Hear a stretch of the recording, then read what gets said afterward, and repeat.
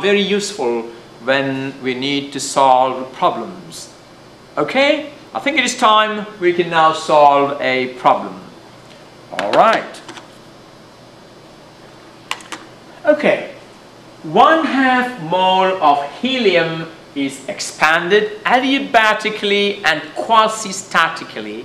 Well, quasi-static again is that each stage of the expansion equilibrium conditions are achieved. That is the meaning of quasi-static process.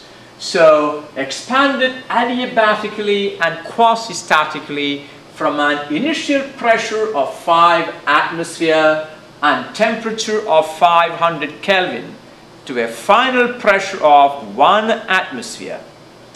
Find A, the final temperature, the final volume, the work done by the gas, and the change in the internal energy of the gas. Okay, what are the given quantities? We are told that you are given 1/2 mole of helium.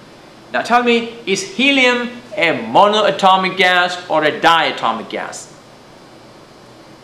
Helium is monoatomic, is that right? So number of moles of gas is 0.5. The initial pressure is 5 atmosphere. Initial temperature is 500 Kelvin. The final pressure is 1 atmosphere. And gamma is 5/3. How did I get gamma equal to 5/3? Well, helium is a monoatomic gas. It will be Cp. Cp is 5/2 Nr. Cv is 3/2 Nr for a monoatomic gas.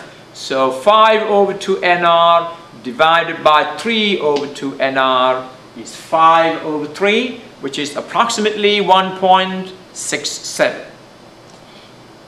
All right. A, for an adiabatic expansion, what is the equation? Tv to the power gamma minus 1 is a constant. In other words, T1 V1 to the power gamma minus 1 equal to T2 V2 to the power of gamma minus 1. So this means that T1 V1 to the power gamma minus 1 equal to T2 V2 to the power gamma minus 1. Now we have T1, we have T2. Well, so what can we now find? We can find a relation between V1 and V2. Is that right? So we get T1 over T2. T1 divided by T2 is V2 to the power gamma minus 1 over V1 to the power gamma minus 1. Alright, that step is okay. Now, that will be T1 over T2 is, because the powers on the numerator and denominator are the same, I can write now this as V2 divided by V1 all to the power of gamma minus 1. What are we looking for? Find the final temperature. That's what we're looking for. Now, we also have, well, that means this is not enough for us to look at. We also have PV to the gamma is a constant. You see that? We got two relations for adiabatic expansion. One is TV to the power gamma minus 1 is a constant. And that gave us this relation. T1 over T2 equal to V2 over V1 all to the power of gamma minus 1. Now we take the second relation, or second equation for adiabatic process. And that is PV to the power of gamma is a constant. That means P1 V1 to the power of gamma equal to P2 V2 to the power of gamma. And if you notice, we have P1, we have P2, therefore we can obtain a similar relation here also. What is P1 over P2 equal to? P1 over P2 equal to V2 to the power of gamma divided by V1 to the power of gamma, which is V2 over V1 to the power of gamma. Alright, now what do we have? we know P1 over P2.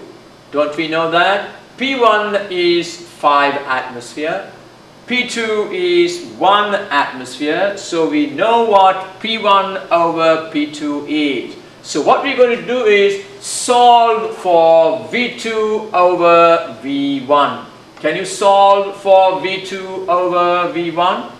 Let's solve it from here. V2 over V1 equal to P1 over P2 raised to the power of 1 over gamma. I hope you understand that. You see, if you have x to the power 5 equal to y, then what is x equal to? X equal to y to the power of 1 over 5. You see, if x cube equal to 8, then x equal to cube root of 8. Now, cube root of 8, what is cube root of 8? Is 8 to the power of 1/3. So, that idea is what we have used here. Now, if we have V2 over V1 equal to, we have P1 over P2 equal to V2 over V1 raised to the power of gamma. Therefore, V2 over V1 will be equal to P1 over P2 raised to the power of 1 over gamma. Very important relation. Now, we know P1 over P2. Now, therefore, we can now use this in the second equation. Now, remember, our aim is to find T2, the final temperature. That is our aim. So, we used this equation, we solved for V2 over V1, and let's now go to this first equation and replace this V2 over V1 by this quantity. Alright? So, replacing this in the first equation gives me T1 over T2 equal to V2 over V1 now becomes P1 over P2 raised to the power of 1 over gamma. This quantity is sitting in place of V2 over V1, and that is now raised to the power of gamma minus 1. And now if you notice, using the power rule for exponents, if you raise an exponent to a power, what happens to the power? Multiply the power. So this will be P1 over P2 raised to the power of 1 over gamma multiplied by gamma minus 1 will be gamma minus 1 over gamma. Well, I haven't used any of the values so far, but I can use them now. P1 over P2 is 5, gamma minus 1, gamma is 5 over 3. So let's use that. P1 over P2 is 5 over 1. I'm using the approximate value of 5 over 3 as 1.67. Gamma minus 1, 1.67 minus 1 over gamma is 1.67. You can do this on your calculator, and that gives you 1.9. T1 over T2 equal to 1.9. Therefore, what is T2 equal to? We are looking for T2.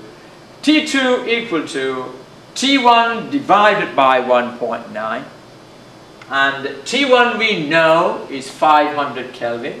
And therefore, T2 equal to 263 Kelvin.